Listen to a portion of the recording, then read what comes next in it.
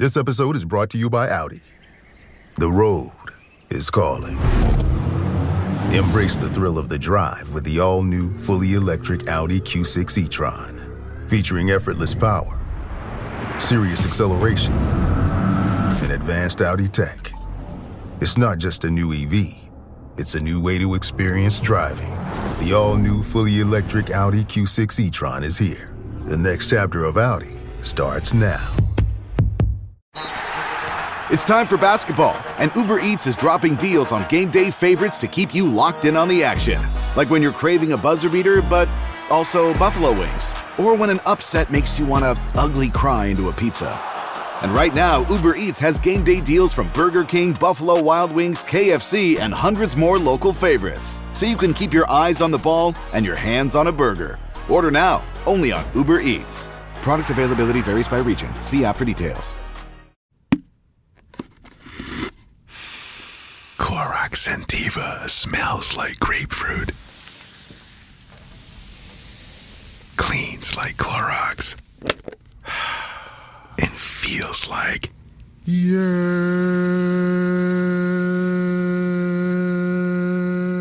Okay, we could be here all day. Try Clorox Sentiva for a trusted clean with long-lasting freshness. Also available in lavender and coconut. Use as directed. You're listening to the Animation Addicts Podcast with the Rotoscopers, episode 310, The Music of James Horner. Name that score!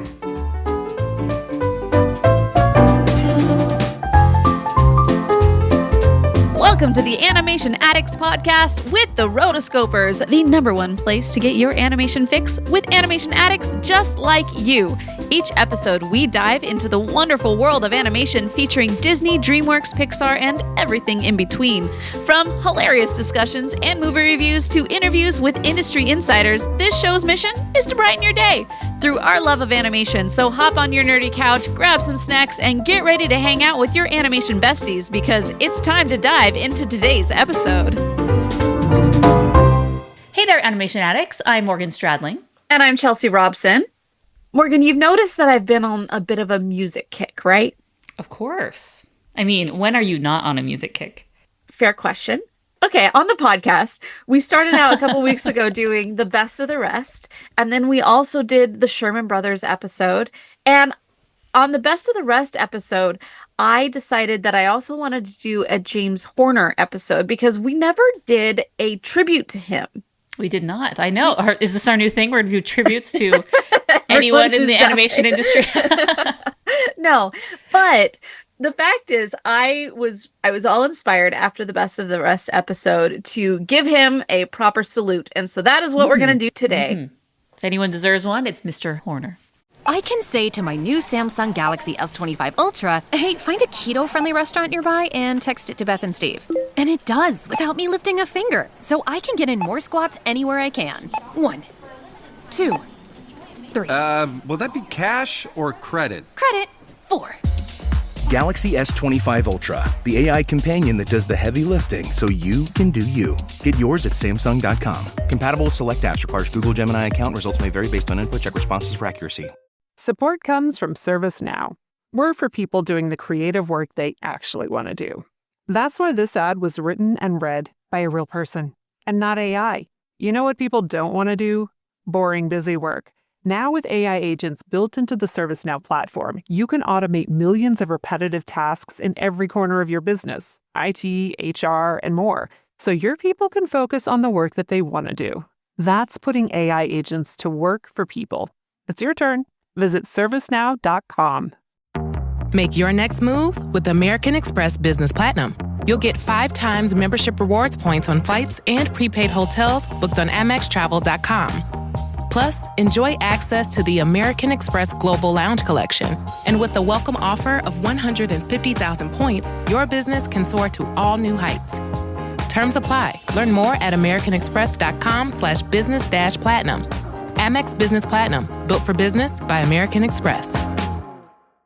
I have been doing a lot of research on James Roy Horner. He was born August 14th, 1953, and he passed away June 22nd, 2015. I've always loved James Horner. I've had a love for many of the soundtracks that he's done. It like padded my childhood. They padded even as I grew up and I went into other types of movies. And that was a really sad day for me. Did that have any kind of an impact on you? I mean, I'm very familiar with him. I respect him for all the amazing work that he has done. I think the effect that it had on me was just the tragic nature of his death, more so than anything, just how it all went down. Yes. So James Horner passed away June 22nd, 2015 in a plane crash that it was like within a few months of when Robin Williams passed away as well. So it was kind of like a 1-2 punch for me. And it was just like, no, some of my favorite people in the industry. And so this time period it has a very soft spot for me. But he is so amazing because as much as I loved his stuff before and loved just listening to a lot of his soundtracks before, realizing that he has done over 160 films and television productions, film and television productions between 1978 and 2015 was just, that's an amazing number. And as much as I had listened to his music, I realized I had never actually sat down to listen to one of his interviews. I was kind of like, I was ashamed. How dare I? And so I went on a little bit Flog yourself. Flog thyself. Flogging. So I went on a little bit of an excursion, I guess, a rabbit hole, trying to musical excursion. Yes, trying to find different interviews from his. And I found one, he'd done a TED Talk. But the thing is, he never did a lot of interviews. And I'm thinking that's probably why I didn't hear much of him, personally. But there are just if you go online, there's a handful that you can find. And most of them are surrounding Titanic and not other things. And so I guess that might be also why along the years I haven't run into any of his interviews, because he never did an interview that I could find on one of the 7 animated films that he did. So that's probably why. But I did find one that was in 1992, and this one was so funny. He's a very serious man, and he's very thoughtful, and he was invited to do a masterclass at UCLA for a 100 level musicology class is what it was called. And so it's 1992, and you can tell it's just some guy just push record on his giant VHS recording camera. And it was just an hour of him talking to these students. And they had a lot of really great questions, but the funny thing is this was, I guess, pretty soon after he did Aliens with James Cameron. And they were starting asking him about working with different directors. And he's like, well, sometimes getting with a director is kind of like dating. Sometimes you really like the experience and you're like, I like everything about how you do things, and this is going to work out good. We can do this again. And then there's other experiences that are just like, that was the worst, and I never want to see you again. For example, an ideal experience for me, he said, is Field of Dreams. A horrid experience for me is Aliens.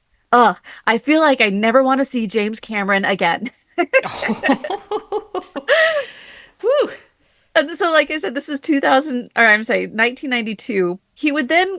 They would then wait a couple of years, and they would patch up this this experience to come back in 1997 to work on, Titanic. And then later on, Avatar. So I just thought it was the funniest thing that he was just like, I never want to see him again. It goes to show that any rift can be mended. Yeah, that's with good. Maybe enough time and enough humility and some talking. And look at the great things that can come out of it. Could you imagine those movies without his score? Oh, yes. I mean, they're the pinnacle of his career came with James Cameron. And like, so there, I'll continue the story just because I think it's so funny. He went on to say that Aliens was done in about a week and a half, which was why it was like so stressful, because he got there about 6 weeks prior to when it was supposed to be done. Like, it was all being filmed in London, so he got there about 6 weeks prior, but they weren't even done filming, let alone editing, for him to do anything. And so he's like, I couldn't do anything for 3 weeks. And then for about a week and a half, he goes in and he's looking at the things that they're kind of putting together, but it's like still not done at all. And then he has literally a week and a half to put it all together. And he says that while they were on the recording stage in front of the orchestra, Cameron came up to him at the podium and he said, "This sounds like BS to me," and basically asked him to do Star Trek again, because he had done Star Trek a couple years prior, and that was how he heard of him. And he was so mad. He was just like, and really, like, that whole thing isn't that embarrassing. I wasn't really embarrassed about that. It was just like, they kept trying to say things like, well, fine, we'll get somebody better than you to do this. And he's like, great, please find them. I would love to learn something from them if they can do a better job than what I'm doing in this amount of time that you have for me. And he said the same year, so he was hit that score that he did for Aliens actually was his first ever Academy Award nominated score. But he voted for somebody else's movie just to stick it to Cameron. Oh, wow. I was blown away.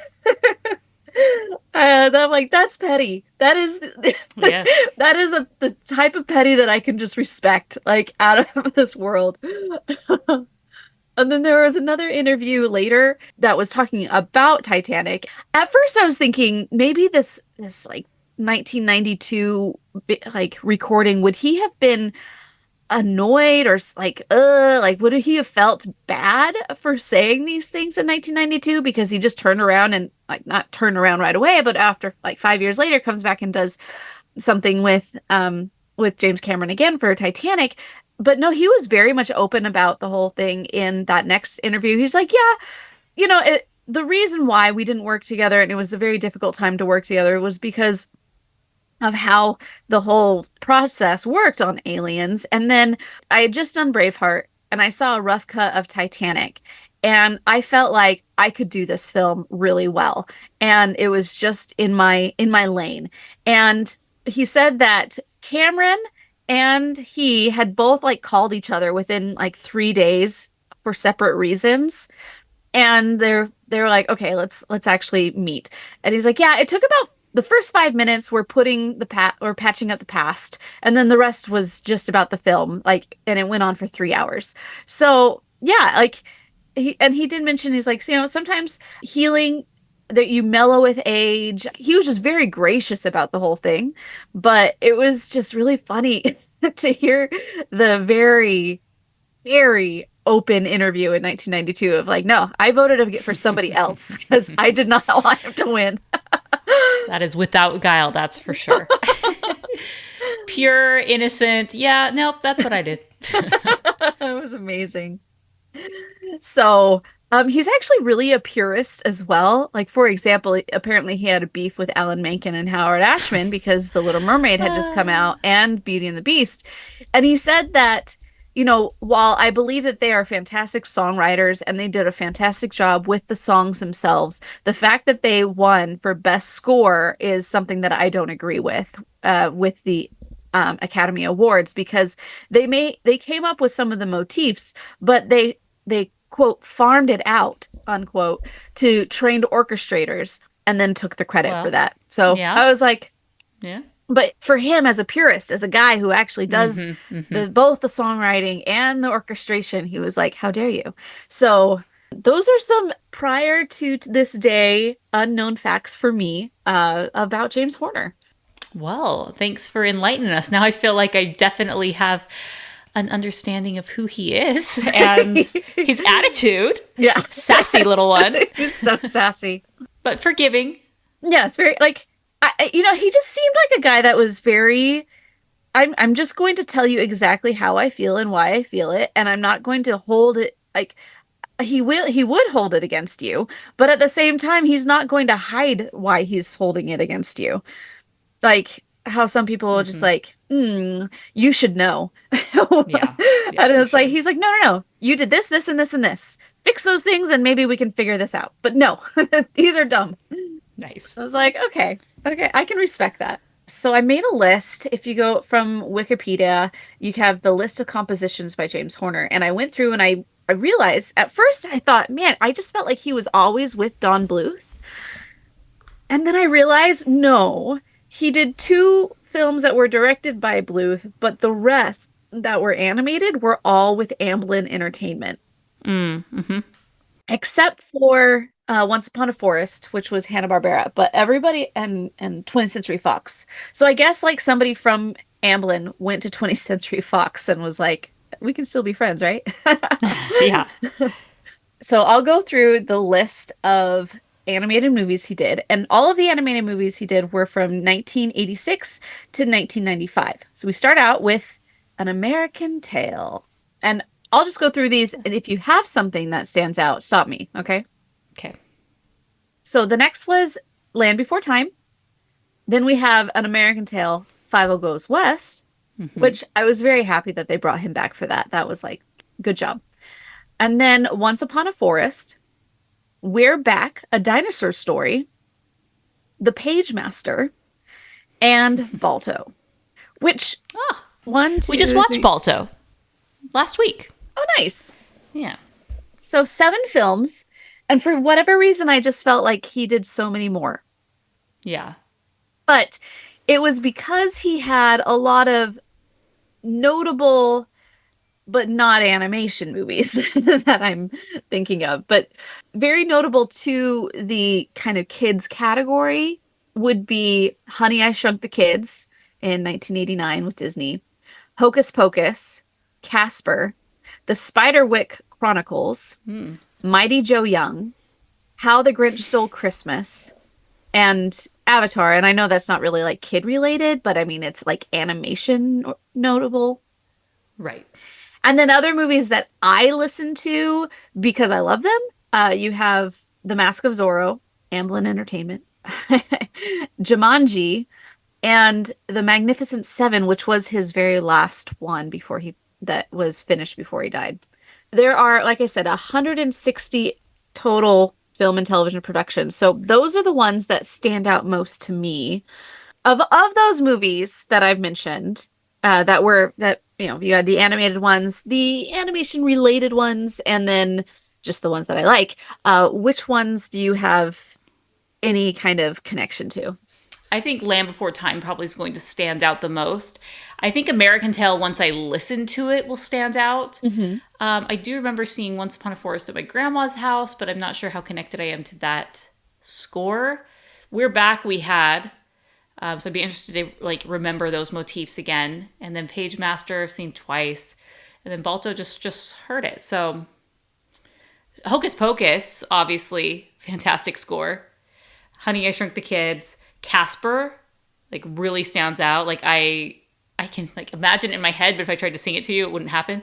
Right. You're like, oh, this is what I imagine this drawing in my head, and you draw it. It's total crap. The same thing right now with this song. I can imagine it, the bells and the dun. Yeah. So, but if I try to sing it, it's like, no, what are you talking about? So, yeah. So like I said, The Mask of Zorro to me is also one that is just like, oh, that just feels so nice. Jumanji, and one other thing that he said, he's like, I don't really listen to a lot of popular music or even other movie scores, but I do listen to a lot of world music, which I think is actually perfect for somebody whose job it is for movies, because you're trying to stay outside of what has already been done in the mainstream. And also you are trying to just be more bringing in aspects of the world around you. So I was like, all right, I like that. Another story from him, he said that, and reason why that he was actually really upset with the James Cameron at the first was because he was just like, basically just give me aliens. And he's like, well, I can't, because somebody else owns that product. And he says as a person who is writing music for movies, you're basically a pencil for hire. You own nothing as far as you can't do anything with it later on, and everything has to be completely different and it has to be its own thing. And if you get anywhere close to it, then you are almost setting up like a liability for the director that you're with. And so there have been moments of criticism where they say that some of his songs are a little more connected than what probably they should be. But and I think I remember specifically when we were talking years ago when we were going and doing reviews of some of these movies where you had mentioned, I believe it was the Once Upon a Forest episode, where you had mentioned that like you felt like every time you hear a James Horner motif, you're like, that's James Horner. And at least I feel like I can do that, especially during that era. And you were like, I can't really decide if that's a good thing or a bad thing if you're thinking like, I know who that guy is. And I understand the liabilities and the legalities of it all, but it's just, so anyway, there's a lot that goes along with all of the business side of making music like this. So this is a side story. And I think another reason why I have such a connection to his work is because he did Avatar, and he was working on Avatar: The Way of Water. At least he had been brought on for that when he had passed. And Simon Ferglin, who worked with him on the first, did all the scoring for the parks when they created that area in the parks in Florida. And so he said when James Cameron came and asked him if he would do it, he was like, I feel like I've already been doing it. So yes, let's do that. But before he had passed, my uncle's friend, who also did all of the music for Shanghai Disneyland, he was brought in and he met with James before he passed in order to be part of his group to create some of the sounds for Avatar: The Way of Water. So there is my small connection to James Horner. Okay, so we are going to be playing a game, you and I, and all of the listeners can also play along. And I am going to be playing a snippet of some of the scores from some of the movies that I have mentioned. Okay. Your list is in front of you as far as the movies that I have brought up, and I will pick a couple here and there, and you have to tell me which movie you think it is, okay? All right, let's do it.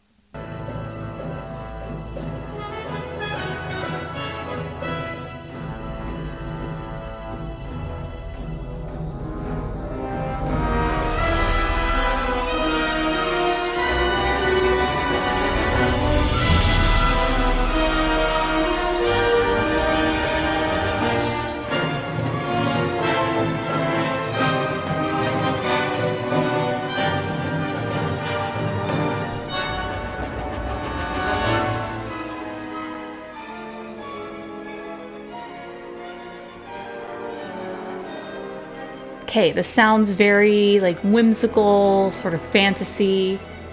So I'm thinking maybe I've never seen Spiderwick Chronicles, have no idea.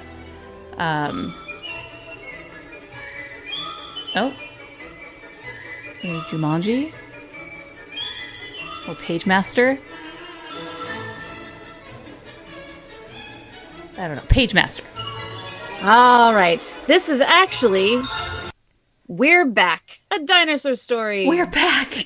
Oh, wow. Nice. Interesting. Okay, so now we're going to go into the next one.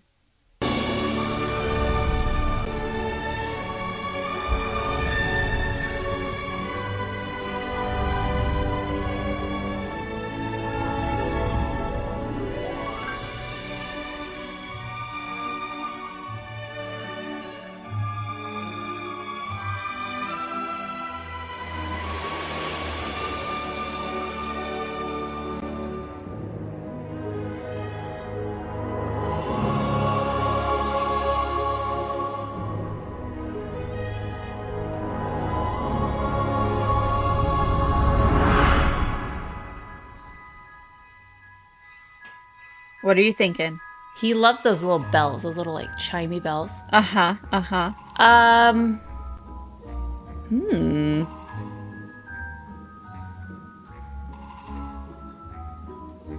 Is it Casper? It is It not. doesn't sound. It does not sound like Casper though. I feel like that one would be like much more ingrained in my mind. I'm gonna fail every single one of these. This is a great episode. They're like, wow, she sucks. You'll get them. Come on. Page Master? Yay! Okay, I'm gonna keep doing Page Master. Okay, till it fits. Perfect. All right. Okay, Page nice. Master. Good job. Okay, so I am not going to be repeating the movies, so you can cross them off. Okay, perfect. So Page Master done. Done. Okay, so let's see what we We're back. got out of this. You're doing this can be from any of the list. You're not just doing the animated ones, Correct. right? Any of the list. Okay. Love me a good chorus.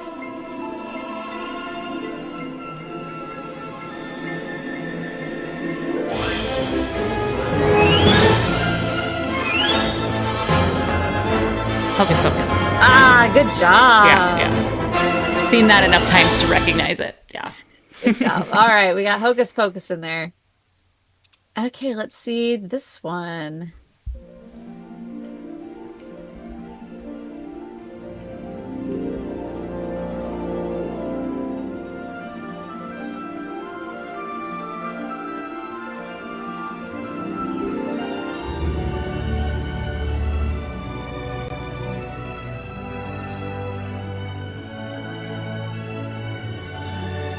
I think this is an American Tale.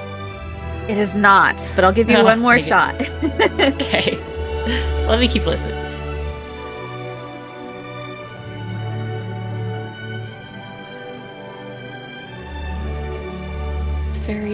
It's very sincere. Well, it's a main title, so they tend to go through many of the motifs during main titles. Oh, okay. Once Upon a Forest? It is not Once Upon a Forest. This is Balto. Well, that movie I just saw. Okay. Although I should say by saw I meant the kids watched it and I had to do chores. So well, there you go. I can't say how invested I was in it, but if we want to do it on how we done it on the podcast? I'd be Balto, down. yes. Oh, then we're good. Yes, we have. All right, here's our next one.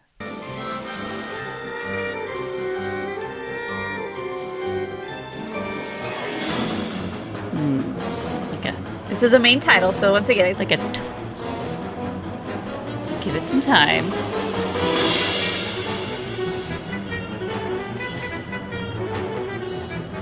Based on this movie, what kind of do you think this is? A love story? Is this a kiddie movie? Is this a comedy? What is this? Like an old-timey comedy or something like that. Uh-huh. Like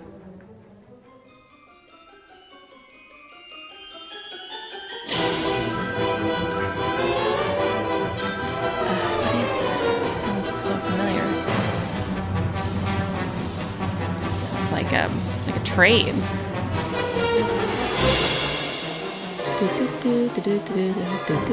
That sounds so familiar.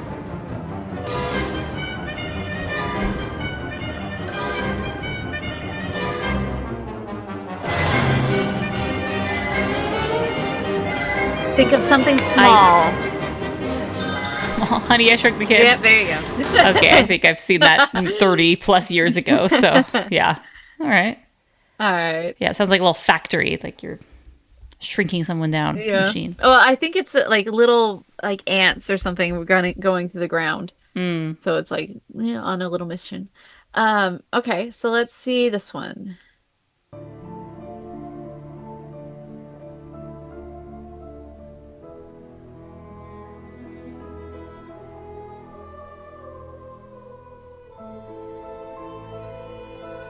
Casper. Good job. Yeah, for sure. All right, good job. Okay, well, let's see this one. Do, do, do, do.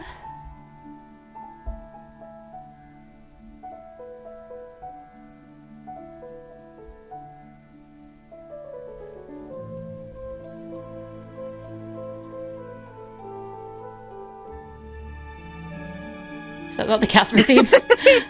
Yes, but what the heck? But it's a different movie, so you have to tell me what movie. Thief. What? I said Thief. I know. This is one of those. It's like the Hans Zimmer stealing the Pirates song from Gladiator. Right. Which is his own work, for those who don't know. Stealing from yourself. Like, but once again, this is James Horner stealing from himself. Yeah, but, it's like, I liked that. We'll do it again. But this was part of the struggle or the legal difficulties that one would get into because when you even stole from yourself. Mm-hmm. So what do you think this is? Have you been crossing them off your list? Yes. I've been highlighting them as I go. Mighty Joe Young? I don't know. Nope. I've seen that once. You get one more chance.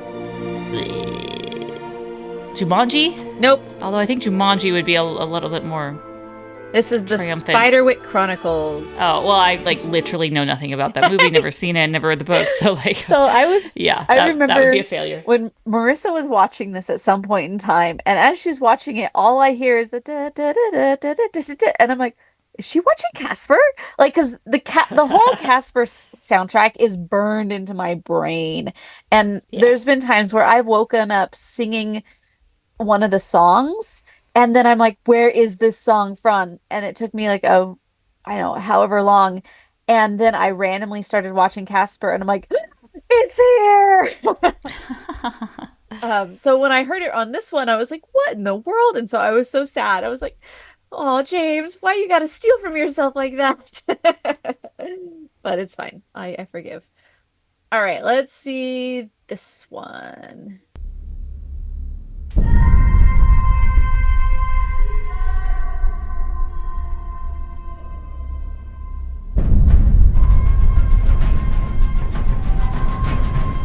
Now this is the tribal beat. Yes.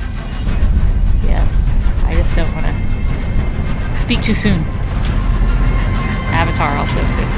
Avatar, Jumanji, Mighty Joe Young. All fit to that. Let's see.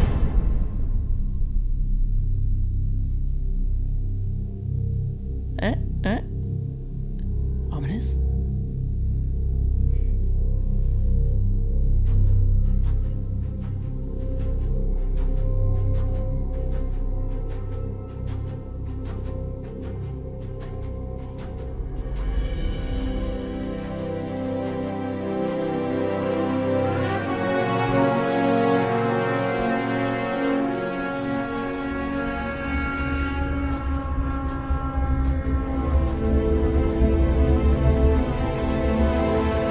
Say Mighty Joe Young. I feel like Jumanji would have more of like a steady heartbeat because that's kind of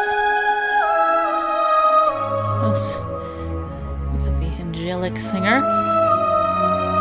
Well, you get 2 chances, so put one out. So Mighty Joe Young is wrong. You're saying? Yes. Okay. Jumanji, I guess. This is Avatar. See, I was thinking potentially Avatar, but. Again, a movie I've seen twice, so. Right. I don't know if I would have been able to pick that one. All right, let's see about this one. Wait, let me go to something. Dang it. Like that takes it away. All right, we're gonna skip. Go to something else and I'll come back to that. How about that? Here. Sounds good.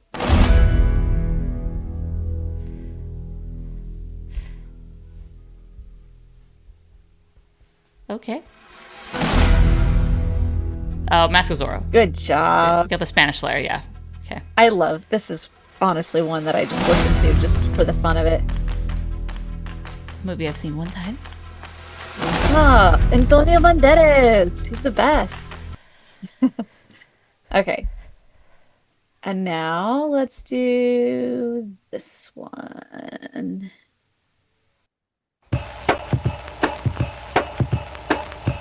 Oh, this could be some Jingle Bells.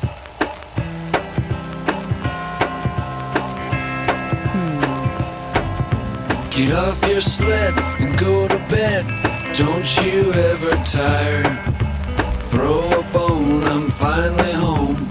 Curled up by the fire. Snow is How the Grinch falling Stole from the Christmas? sky. Yep. Another movie I've seen one time. I was trying to find one Nice. that didn't have anybody speaking Him anything. singing. I was like, Yeah, I no. mean, the Jingle Bells, the term sled, throw the bone. So I'm imagining Right. him walking into his thing and throwing a bone at the dog. Maybe? Yeah. I don't know. Okay, let's go with this one. Oh, I know it. Land Before Time. Good job. That's all I needed. Those 2 notes. That's everything. It's like, oh my gosh, the tears. That's so funny. I mean, he does a lot with the French horn. Uh-huh. Like, that's something that he throws in there quite a bit. Yes, this opening scene, and you see the little animals in the water, and love it. Okay. Oh, amazing. Okay, let's try this one.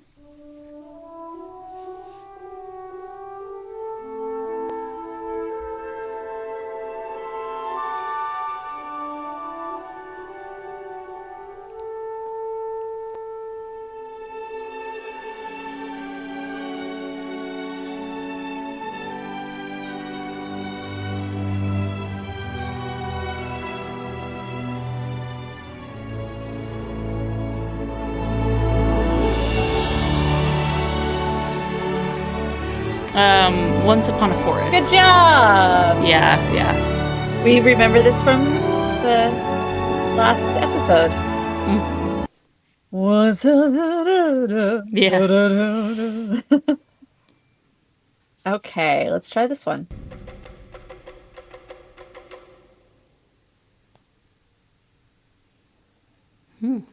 Sounds good. Sounds.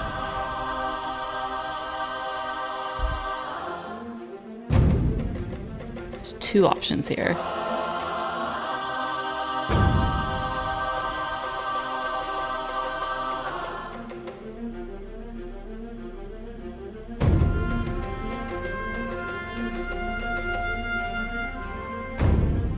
feel like that has to be Mighty Joe Young. Jumanji, I feel would have a stronger native beat. You got it right. Mighty Joe Young. Ah, okay, nice. Good job. Okay, and let's do this one.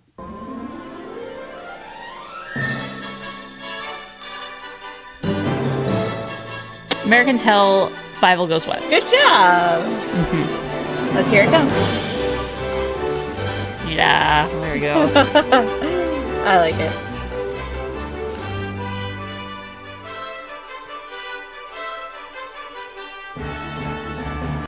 Way out west. I like it. Okay. And let's do this one.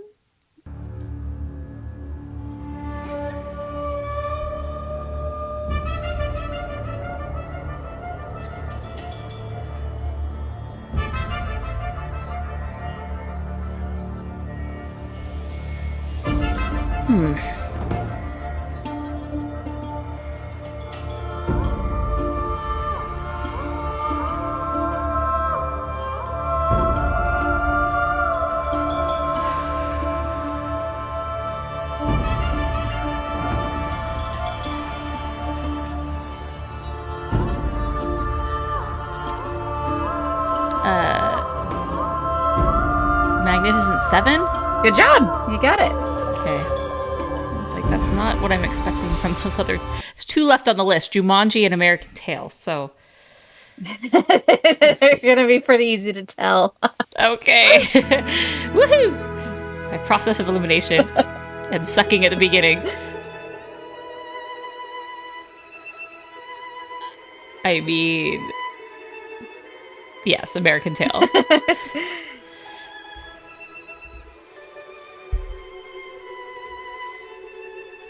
Can you just see Papa Rat playing the violin? Good job. And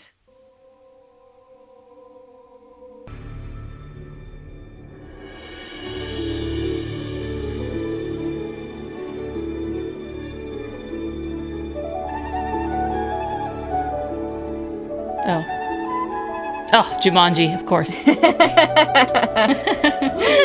woo! Good job, Morgan. I'm very proud Thank of you. We got... It was rough. There was definitely a rough patch, but we made it through. So basically, you only missed like 2 or 3? Couple, yeah, something like that. I think a little more. I missed We're Back. I missed... Did I get Page Master on the first try? I didn't. I didn't get Balto on the first try. Honey, I Shrunk the Kids, I didn't get on the first try. But you got Spiderwick, there. no. You got there. I mean, I got there, but yeah. Well, that is a crash course in James Horner and his lovely talents. Yeah, listening to all of his songs, it has definitely a style that's unique to him and very reminiscent of this period of the late 80s, early 90s that captures a lot of these movies. It's not a particular studio sound. It's just a sound of the era.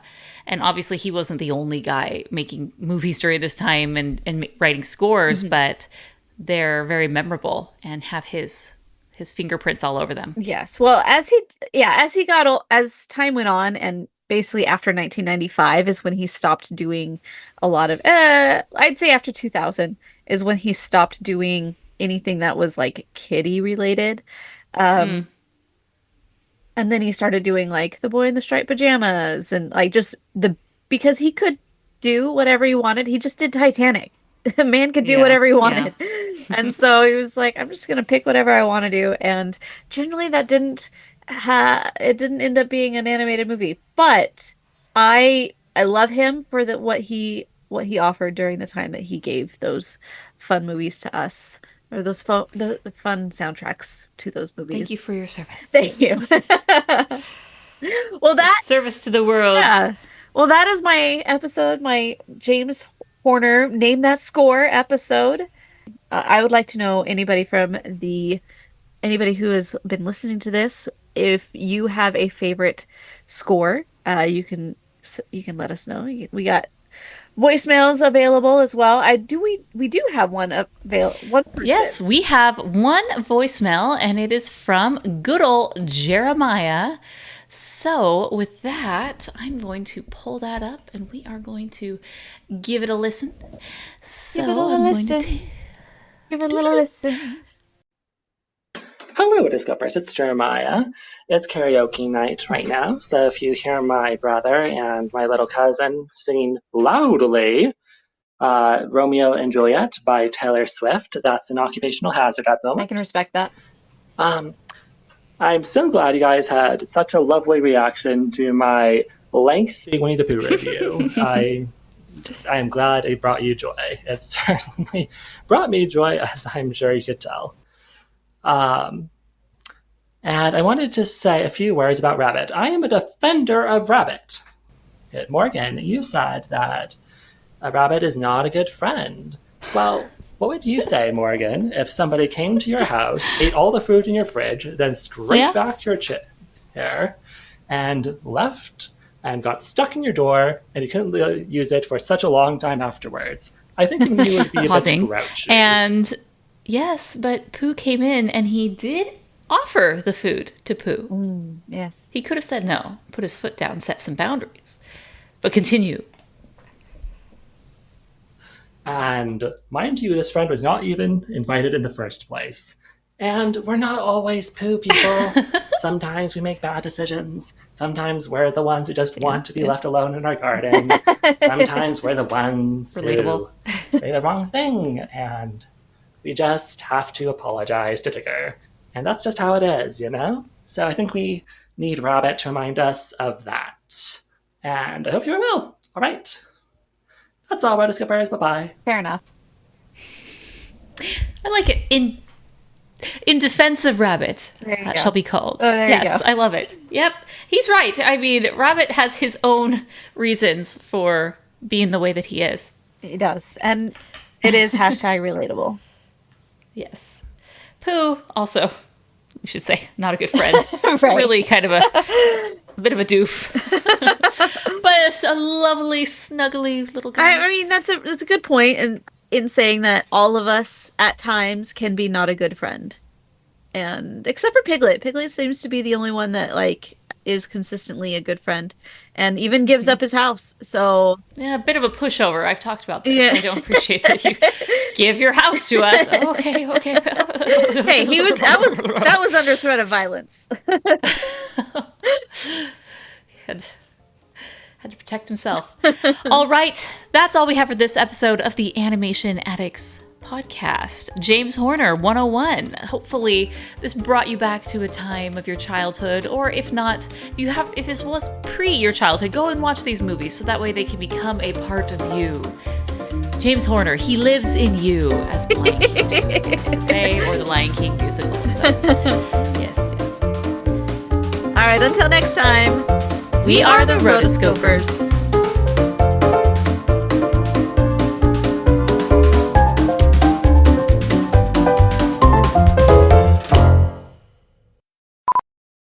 Well, cool. So my face still hurts, FYI. Oh, I'm sorry about that. Like, I woke up this morning and I can't open my eye as well. And I'm like, why does it keep getting more inflamed every morning? I don't get it. So, anyway. Well, I mean, sometimes the inflammation just takes, unfortunately, much longer than you want. Yeah. So for context, if I decide to put this in a blooper, I was out and I was doing a little bit of a jog with my dog. I tripped and I ate. Yeah, the old jog dog. Yes, the jog dog. I tripped and I ate asphalt and I now have a black eye and half my face is like throbbing. A legit black eye. Yes, it's legitimate. It has gone down a little bit more. It's turned more into the sickly yellow. So, improvement. Oh, yes. The beginning of the end, yes. It's improvement, I guess.